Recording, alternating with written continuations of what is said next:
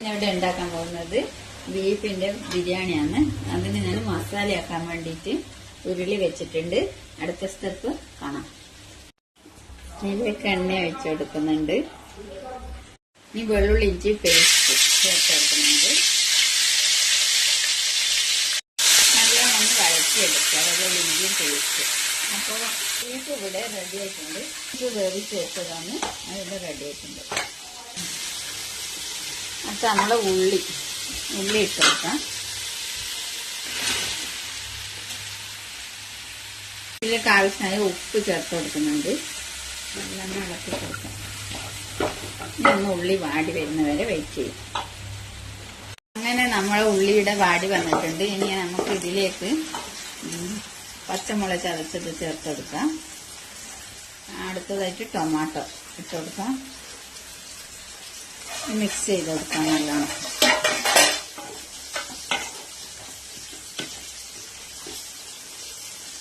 ഇനി ഇതൊന്ന് നല്ലോണം വാടുന്നത് വരെ വെയിറ്റ് ചെയ്യും.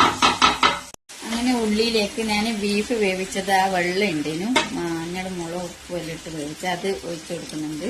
ഒഴിച്ച് നല്ലോണം ഒന്ന് തിളപ്പിച്ച് കൊടുക്കാം. കറിവേപ്പില ഇട്ട് കൊടുക്കുന്നുണ്ട്.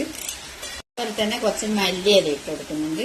ഇനി ഇതിലേക്ക് കുറച്ച് മഞ്ഞപ്പൊടി ഇട്ട് കൊടുക്കുന്നുണ്ട്. അതേപോലെ കുരുമുളക് പൊടി. ഇങ്ങനെ നമ്മളെ മസാല റെഡി ആകുമ്പോൾ നമുക്ക് ബിരിയാണിക്ക് വേണ്ട ഉള്ളി പൊരിച്ചെടുക്കാം. ഓയിൽ ഒഴിച്ചു കൊടുത്തിട്ടുണ്ട്. ഇനി അതിലേക്ക് കുറച്ച് ആർക്കേജ് ഇട്ട് കൊടുക്കാം. ഇത് നമുക്ക് ബിരിയാണിക്ക് വേണ്ട ഉള്ളി പൊരിച്ച് കോരിയെടുക്കാം. അപ്പൊ അതിനു വേണ്ടി ഞാൻ നൈസായിട്ട് കട്ട് ചെയ്ത ഉള്ളി എടുത്തിട്ടുണ്ട്. അത് ഇതിലേക്ക് ഞാൻ ഇട്ട് കൊടുക്കുന്നുണ്ട്.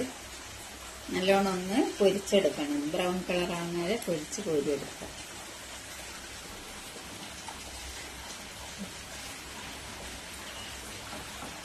അതിന്റെ ഉള്ളിയുടെ പൊരിഞ്ഞ് വന്നിട്ടുണ്ട്. അതിലേക്ക് കുറച്ച് കറിവേപ്പില ഇട്ടെടുത്ത് പൊരിച്ച് കോരി എടുത്ത് വെക്കാം നമുക്ക്.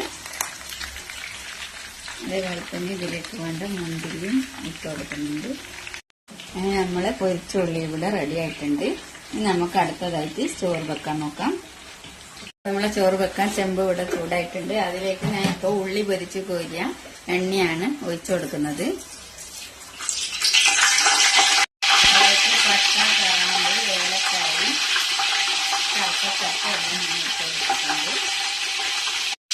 ഞാനിവിടെ ഈ പാട്ടക്ക് 4 പാട്ട അരി എടുത്തിട്ടുണ്ട്. അപ്പൊ അതിന് 8 പാട്ട വെള്ളം ഒഴിക്കണം. ഞാൻ അളന്നിട്ടുള്ള വെള്ളം ഒഴിച്ചിട്ട് കാണിച്ചു തരാം. ഇനി ആവശ്യമായ ഞാനിവിടെ വെള്ളം അളന്ന് ഒഴിച്ചിട്ടുണ്ട്. വറുത്ത് വെക്കുന്നതെങ്കിൽ 1 പാട്ടക്ക് 2 പാട്ട എന്ന തോതിലെടുക്കണം. അല്ലാണ്ട് അരി നമ്മൾ കഴുകി ഊറ്റിയിടുന്നതാണെങ്കിൽ വെള്ളം തിളച്ചതിന് ശേഷം കഴുകി ഊറ്റിയിടുന്നതാണെങ്കിൽ 1 പാട്ടക്ക് 1.5 പാട്ട എന്ന കണക്കിനാണ് വെള്ളം ഒഴിക്കേണ്ടത്. അപ്പോൾ ഞാനിവിടെ അരി ഊറ്റിയിടുക ചെയ്യുന്നത് വെള്ളം തിളച്ചിട്ട്. അതുകൊണ്ട് 1.5 പാട്ട എന്ന തോതിൽ 4 പാട്ടക്ക് 6 പാട്ട വെള്ളം ഒഴിച്ചു കൊടുത്തിട്ടുണ്ട്. അതിന് കണക്കായ ഉപ്പും ചേർത്ത് അതിലേക്ക് ഒരു ചെറുനാരങ്ങ പിഴിഞ്ഞൊഴിക്കുന്നുണ്ട്. അത് കഴിഞ്ഞ് നമുക്ക് ഈ വെള്ളം തിളച്ചതിന് ശേഷം അരി ഇട്ട് കൊടുക്കാം. അപ്പോഴത്തേക്ക് നമുക്ക് മസാല ഒന്ന് റെഡിയാക്കി എടുക്കാം. ഉള്ളിയെല്ലാം ഇവിടെ വന്നിട്ടുണ്ട്. നല്ല മസാലയൊക്കെ റെഡി ആയിട്ടുണ്ട്. അതിലേക്ക് നമുക്ക് ബീഫ് ഇട്ട് കൊടുക്കാം.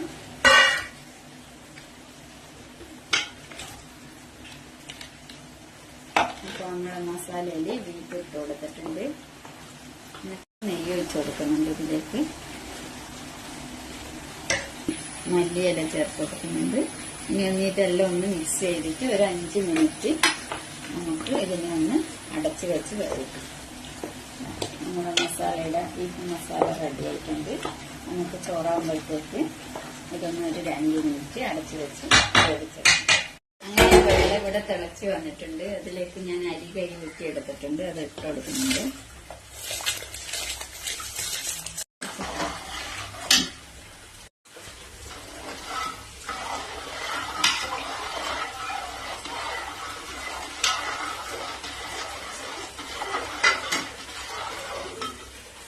മസാല ഇവിടെ റെഡി ആയിട്ടുണ്ട്. അതിലേക്ക് കുറച്ച് മല്ലിച്ചപ്പും അതേപോലെ തന്നെ കുറച്ച് ഗരം മസാലപ്പൊടി,